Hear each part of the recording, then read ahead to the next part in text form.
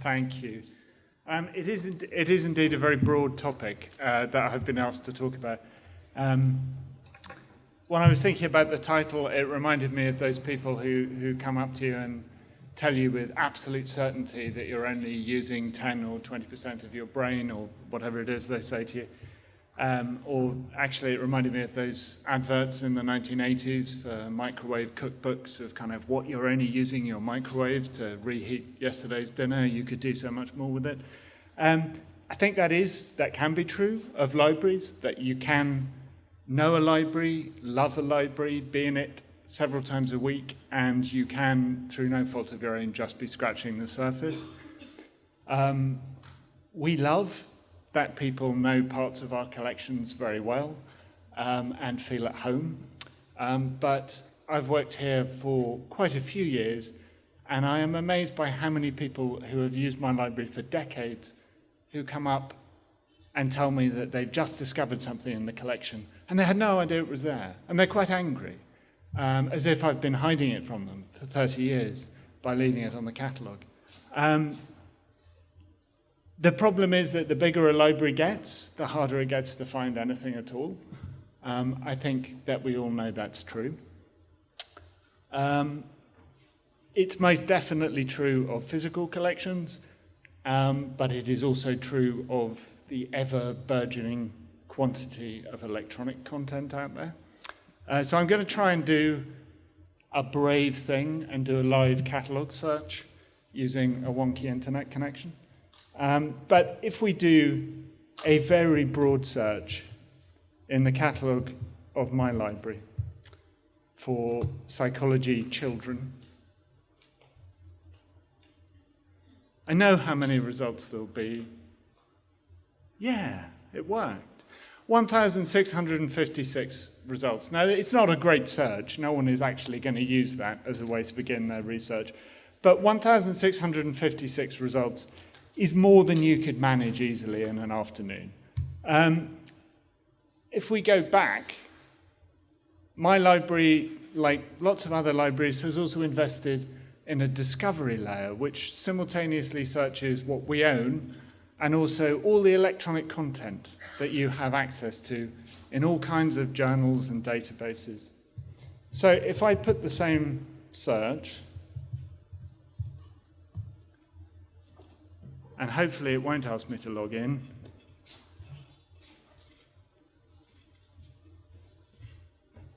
Very exciting. I can tell you that the answer is 1,217,000.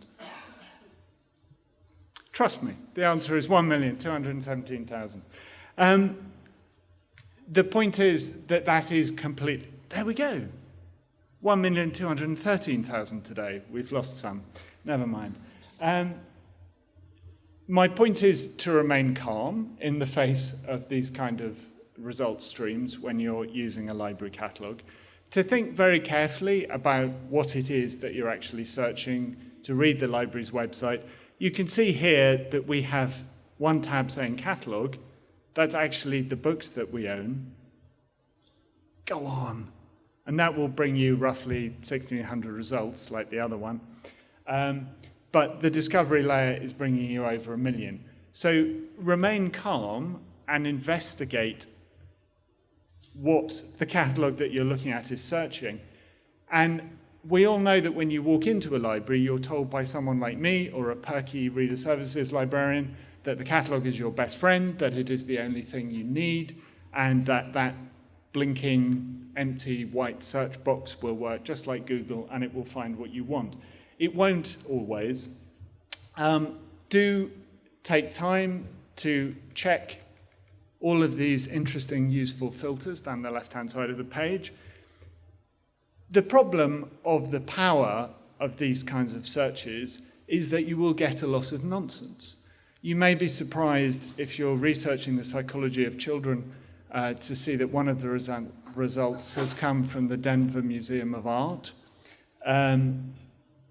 If this internet connection was stronger, you would see that it is a catalogue record for an 18th century portrait, and it's going to ask me to log in, so I'm not going to do it. It's a catalogue record for an 18th century portrait of a mixed-race servant with a small child playing around his feet. And the art cataloguer has carefully catalogued it, racial stereotypes, brackets, psychology, and representation of children. It's unlikely to be what you're actually after when you type psychology and children into a library catalogue. So it is often very useful to talk to a librarian, to view a library website, to identify electronic resources which are, for example, only about psychology, if that's what you're interested in. So again, I'm going to be brave.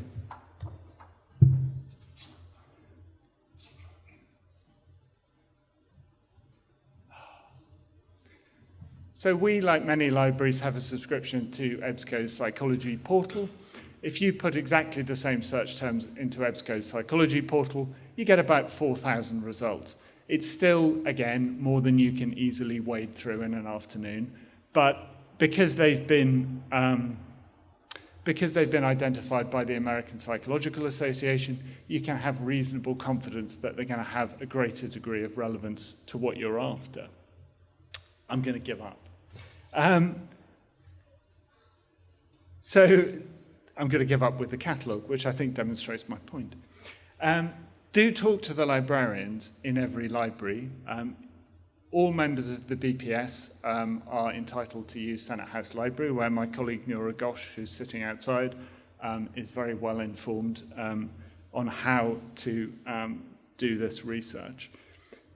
The important thing, I think, when you're using a library is that you should look everywhere and you should talk to everybody.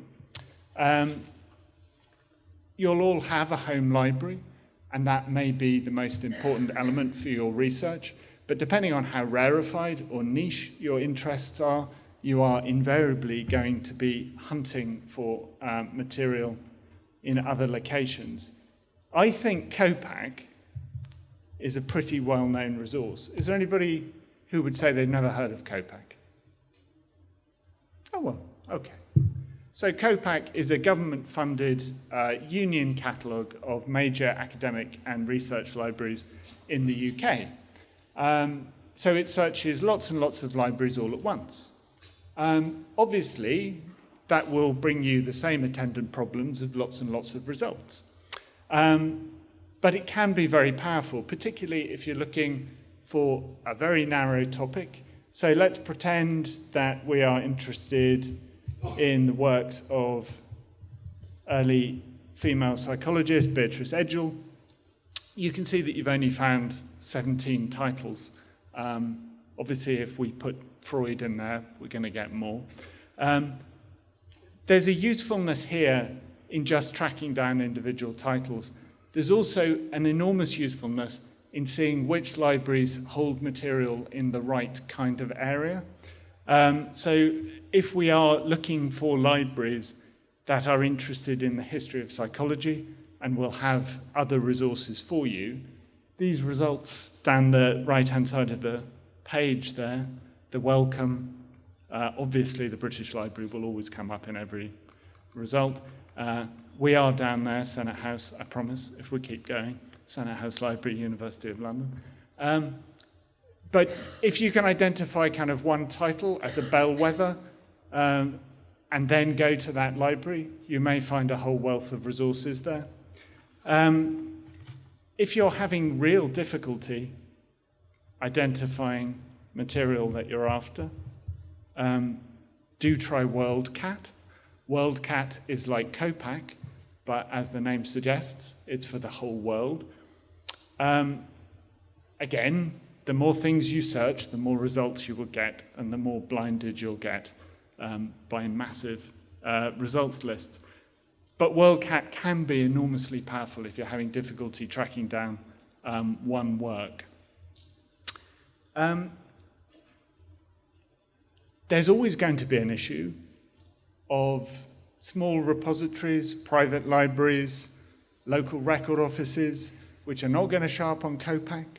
They're not going to show up necessarily on WorldCat, but they may hold the papers or the private library of the one person about whom you care. The trick there is to look absolutely everywhere you can. Don't discount the Union Catalogue of the National Archives in the UK.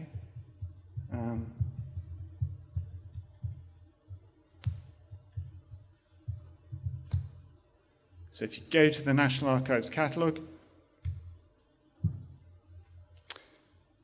that will simultaneously search a vast number of repositories.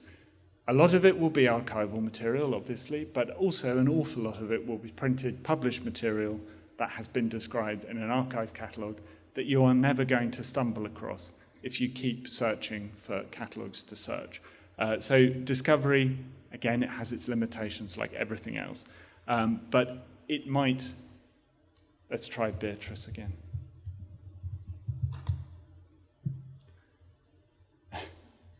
That's not Beatrice Edgell. She didn't get divorced. There we are.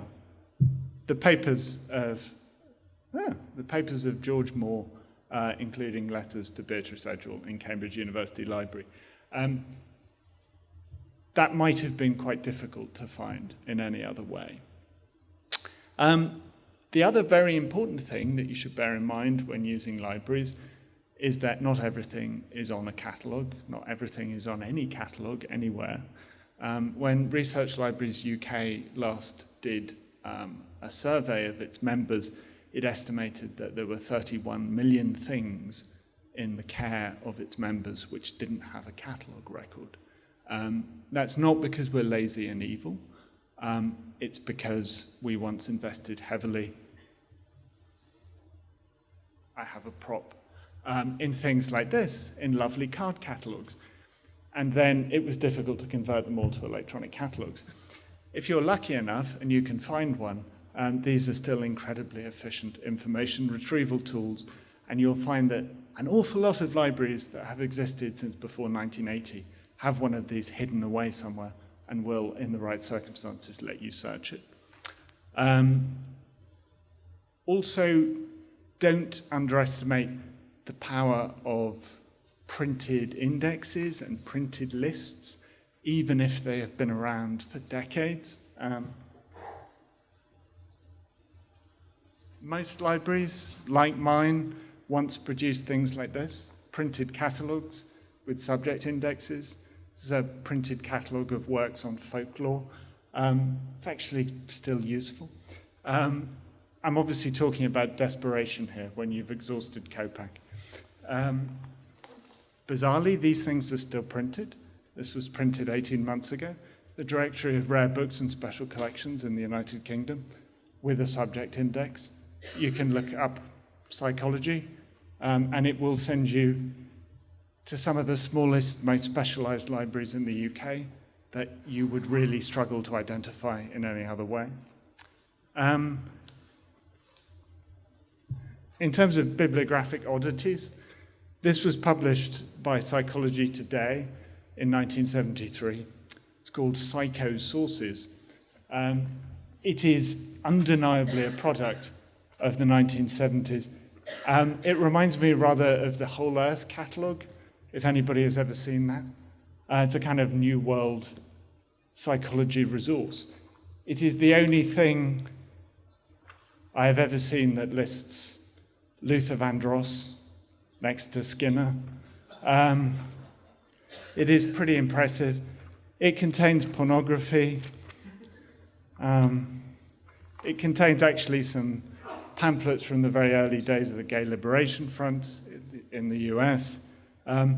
So things like this can be both a portrait of their time, but also perhaps the only systematic way you're going to have on finding some of this utterly forgotten material. And lastly, your last line of defense is people like me. Just talk to me. One of the things that we didn't know we had in the collection until somebody asked us is a 1960 Stanford Binet intelligence scale. It's very sweet. Actually, I found it quite creepy. I'm going to take this outside and we'll be sitting at the table with some of this stuff if you want to ask us questions. But do talk to librarians, email librarians, Talk to the people who bring you material. They're the ones who handle the material every day and know what's there. Just pester us, keep asking us questions, and try and use the library to the fullest of your extent. But I can see that I'm out of time.